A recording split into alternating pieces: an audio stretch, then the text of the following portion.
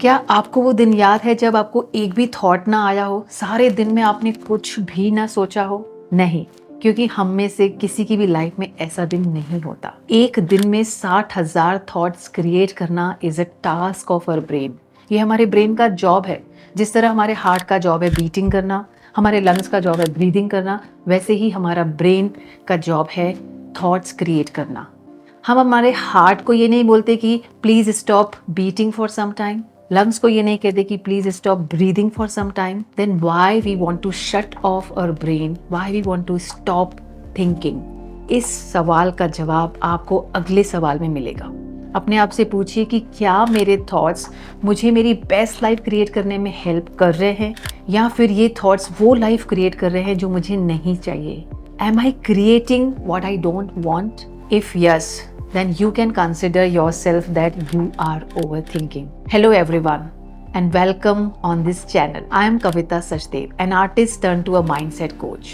मैं लोगों के इमोशंस और लाइफ स्किल्स पर काम करके उनकी बेस्ट लाइफ क्रिएट करने में उनकी हेल्प करती हूँ। और आज at the end of this video I am sure आप ये तो ज़रूर जान जाएंगे कि there is nothing wrong in thinking and you are not an over thinker.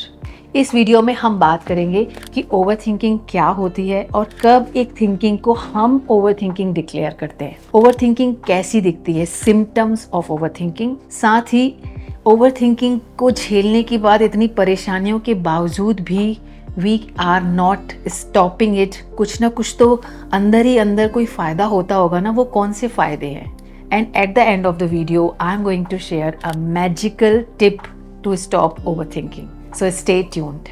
So अगर आप एक overthinker हैं, तो पूरा दिन बीत जाने के बाद आपको ज़रूर ये रियलाइज़ होता होगा कि अरे सारा दिन पास हो गया, पता ही नहीं चला। क्योंकि सुबह से शाम तक you are in your thoughts, अपने माइंड मेड वर्ल्ड में थे, इसलिए पता नहीं चला। इवन एक दिन क्या, हमें एक साल बीत जाने के बाद ही पता नहीं चलता कि कैसे पूरा साल बीत गया, मैंने तो ठीक से जिया ही नहीं। You are not present with your life. Then where were you? आप कहाँ हैं? आप हैं अपने पास्ट के थिंकिंग्स में, पेन्स में, या फिर फ्यूचर के वरीज, एंग्जाइटीज और फियर्स में। जब हमारे अंदर इस तरह के सवाल होते हैं, 3 तरह के बेसिकली सवाल होते हैं कि काश मैंने उस सिचुएशन में उस इंसान को ऐसे नहीं बोला होता, काश मैंने उस सिचुएशन को वैसे हैंडल किया होता। और इस तरह ना हम हमारे ही हेड के अंदर 50 तरह के रास्ते निकाल लेते हैं उस एक सिचुएशन को हैंडल करने के लिए। और एक्चुअली हम उन रास्तों को यूज़ भी नहीं करते हैं, क्योंकि हम सिर्फ थिंकिंग में लाते हैं, उन क्रिएटिव एनर्जी को अपने एक्शन में नहीं लाते हैं। दूसरे तरह के थॉट्स हमारे अंदर चलते हैं कि मैं ऐसा क्यों हूँ, मेरी लाइफ ऐसी क्यों है, वो वैसा क्यों है, why me, what if, negative what ifs. इस तरह के थॉट्स कि लोग मुझे क्या समझ रहे होंगे, मेरे बारे में क्या सोच रहे होंगे, वो मेरे पर हंस रहे होंगे, वो मुझे जज कर रहे होंगे, इस तरह के थॉट्स होते हैं। और तीसरे तरह के थॉट होते हैं कि मैं कब रिलैक्स और काम और हैप्पी फील करूँगा या करूँगी। हमारी लाइफ में अगर प्रॉब्लम्स हैं और हम उसे सॉल्व नहीं कर पा रहे हैं, क्योंकि हमारे पास उनको सॉल्व करने की प्रॉपर अंडरस्टैंडिंग नहीं है। हम इन 60,000 थॉट्स के साथ लड़ नहीं सकते, उनका विरोध नहीं कर सकते। We can understand them and channelise them. उनको एक प्रॉपर डायरेक्शन देकर उन्हें यूज कर सकते हैं अपनी बेस्ट लाइफ क्रिएट करने में। वो कैसे, धीरे धीरे आप जानेंगे। क्योंकि इधर उधर से आप अपने प्रॉब्लम के सॉल्यूशन को पूछकर सरफेस लेवल पर थोड़े दिनों के लिए सॉल्यूशन पा भी लेते हैं, लेकिन वही प्रॉब्लम आपकी लाइफ में रिपीट होती है, कम बैक करती है, और उसके बाद you feel frustrated and hopeless कि इसका कोई सॉल्यूशन नहीं है। तो अगर आपकी लाइफ में भी वही प्रॉब्लम्स, वही तरह की सिचुएशन और लोग रिपीट हो रहे हैं, that means you are into the loop of over thinking. सारा दिन सोचने के बाद कुछ भी नहीं किया, फिर भी यू आर फीलिंग टायर्ड, थकान सी होती है। ऑल्दो ब्रेन हमारी बॉडी के वेट का 2% ही है, लेकिन ये 20% एनर्जी को कंज्यूम करता है। और अगर आप एक ओवर थिंकिंग करने वाले इंसान हैं तो इससे भी ज़्यादा। तब आपके लिए ज़रूरी हो जाता है कि आप अपने थॉट्स को समझें और उन्हें सही डायरेक्शन दे सकें, ताकि आप अपने लाइफ को क्रिएट कर सकें। So there is nothing wrong in thinking. Problem कहाँ है? प्रॉब्लम ये नहीं है कि आप थिंक कर रहे हो, प्रॉब्लम ये है कि आप किस बारे में थिंक कर रहे हो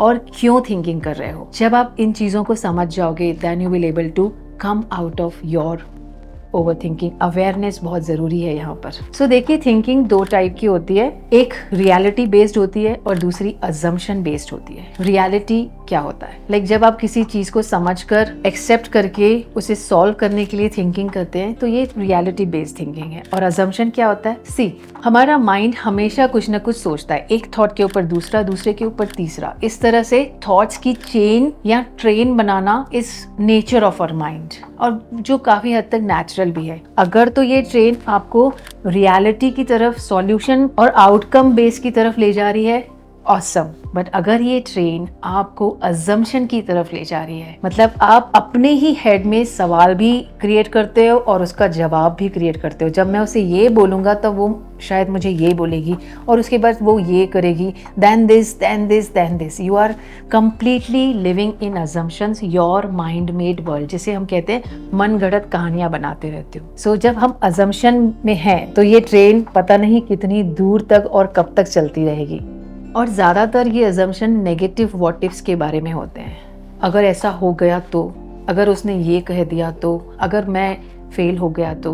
आई am telling you, our mind is very smart. It is answering every command and every question. अगर आप पूछेंगे ना what if I fail, mind उसकी पिक्चर दिखाएगा। अगर आप पूछेंगे what if I pass, mind उसकी पिक्चर दिखाएगा। तो आपका माइंड तो आपको हर तरह के क्वेश्चन का आंसर दे रहा है। It's a Google search engine. Depend करता है कि आप उसे कौन सा कमांड और क्वेश्चन देते हैं। So your mind is a thought creating factory.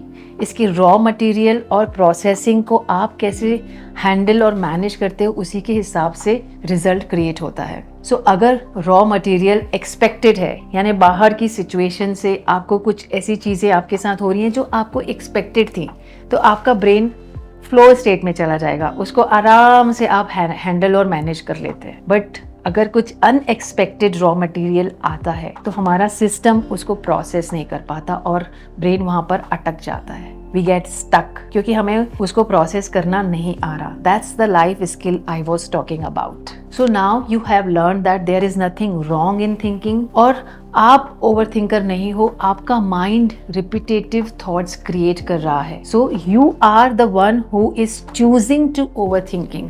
आप नेगेटिव व्हाट इफ पर जाते हो, आप अजम्पशन बेस पर जाते हो, इसीलिए आप ओवर थिंकिंग करते हो। You are not a over thinker. You have that power to not to focus on negative what ifs and assumption based train. चलिए अब बात करते हैं कि ओवर थिंकिंग दिखती कैसे है। What are the symptoms of overthinking? सबसे पहले ये आपकी नींद को डिस्टर्ब करती है। जैसे ही आप बिस्तर पर सोने जाते हैं, सारे दिन के फेलियर्स और नेगेटिव मोमेंट्स आपको बार बार रिपीटेडली याद आते हैं। यही लूप, यही हैबिट ओवरथिंकिंग है। दूसरा, जब आपको कोई डिसीजन लेना होता है, यू फील फ्रीज्ड, क्योंकि आपके अंदर हमेशा एक कन्फ्लिक्ट चलता है, ये या वो, करूं कि नहीं करूं, सही है कि गलत है।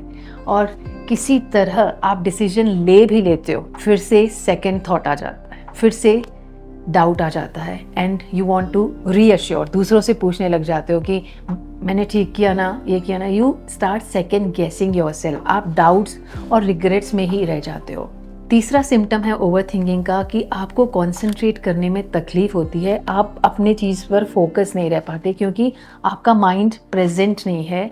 It is dwelling like a pendulum into the past and the future. चौथा सिम्टम है आप लोगों का माइंड रीड करते हो बहुत ज़्यादा, बहुत डिटेल में, कि ये मेरे बारे में क्या सोच रहा होगा, ये इससे मेरे बारे में ये बात कर रहा होगा, ये मेरे बारे में ऐसा सोच रहा होगा, इस तरह ना, इसका ये बोलने के पीछे क्या पर्पस है, इसने ऐसा क्यों बोला और वैसा क्यों बोला, इस तरह ना काफ़ी डिटेल में you are thinking and reading others mind. So let me tell you, over thinking is unproductive. ये सेल्फ रिफ्लेक्शन नहीं है। There is a thin difference between over thinking and self reflection. हम सोचते हैं कि हम खुद के बारे में और सिचुएशन के बारे में समझने के लिए ये थिंकिंग कर रहे हैं। जब सेल्फ रिफ्लेक्शन करते हैं तो वो किसी पर्पस से बेस्ड होती है, मतलब उसका कुछ इंटेंशन होता है, सॉल्यूशन पाने का इंटेंशन होता है। यहाँ पर आप एक नया नजरिया भी डेवलप करते हो। सो सेल्फ रिफ्लेक्शन, आप स्ट्रैटेजी बनाते हो, प्लान ऑफ एक्शन बनाते हो। Over thinking is just like chicken egg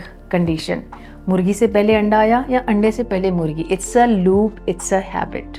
now अब हम ओवर थिंकिंग के प्रॉब्लम को फेस करने के बावजूद भी उसे स्टॉप क्यों नहीं कर पाते? मन ही मन ऐसा कौन सा फायदा और बेनिफिट हमें मिल रहा है? सबसे पहला, it is giving you the false sense of control. हमें वहम होता है, हमें भ्रम होता है कि हमारा कंट्रोल बढ़ेगा जब हम ज्यादा सोचेंगे, ज्यादा चीजें समझ में आएंगी अगर हम ज्यादा सोचेंगे। So to gain that control over the situation, you are thinking again and again, over and over, repeatedly and mostly negative. दूसरा फायदा हमें महसूस होता है for over thinking is perfectionism. आपको सर्टेनिटी और गारंटी चाहिए। हम बहुत परफेक्शनिज्म का शिकार है। हमें पहले से ही परफेक्ट प्लान चाहिए कि इस प्लान के फेल होने के कितने चांसेस हैं, 1% भी चांसेस है तो वो क्या प्रॉब्लम्स हैं और उन प्रॉब्लम्स के क्या सॉल्यूशन है। हम पहले ही सारे सॉल्यूशन करके अपना फर्स्ट स्टेप लेना चाहते हैं। This is perfectionism. So don't fall in perfectionism. आप एक छोटा स्टेप लेकर, कुछ लर्निंग्स और एक्सपीरियंसेस लेकर और आगे बढ़ते जाइए। So my mentor used to say कि अगर आप 80% काइंड ऑफ तैयार है ना किसी काम के लिए, go for it. Don't fall in perfectionism. आप खुद को कितना भी कन्विंस कर लो, ओवर थिंकिंग आपको आपकी ड्रीम लाइफ की तरफ आगे बढ़ने में हेल्प अगर नहीं कर रही है, अगर आप रिपीटेड वही चीज़ों पर फंस जा रहे हो, आपको इसमें से बाहर निकलना होगा। अजम्पशन से बाहर निकलकर रियलिटी की तरफ चलना होगा। सो get into reality. Yes, I agree कि बहुत बार लाइफ के इम्पोर्टेंट डिसीजंस लेने के समय हमें बार बार सोचना होता है। यस, ऐसी सिचुएशंस आती हैं और ऐसा करना चाहिए।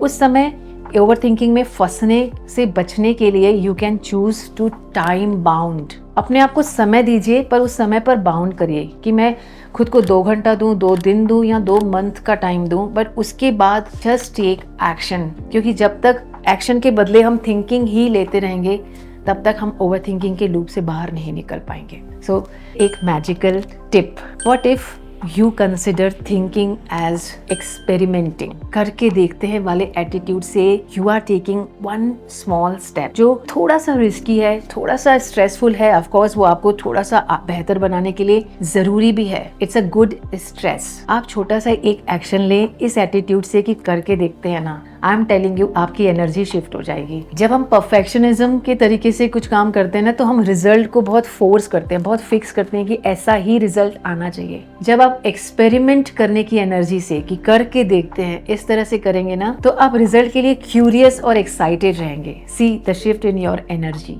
ये आपको एक बेबी स्टेप लेने में हेल्प करेगा। सो अगर इस वीडियो ने आपकी हेल्प करी है एक बेबी स्टेप लेने में towards stopping and understanding your over thinking, like and subscribe it and also share उन लोगों को जिन्हें इस बेबी स्टेप की जरूरत है। Thank you for watching the video.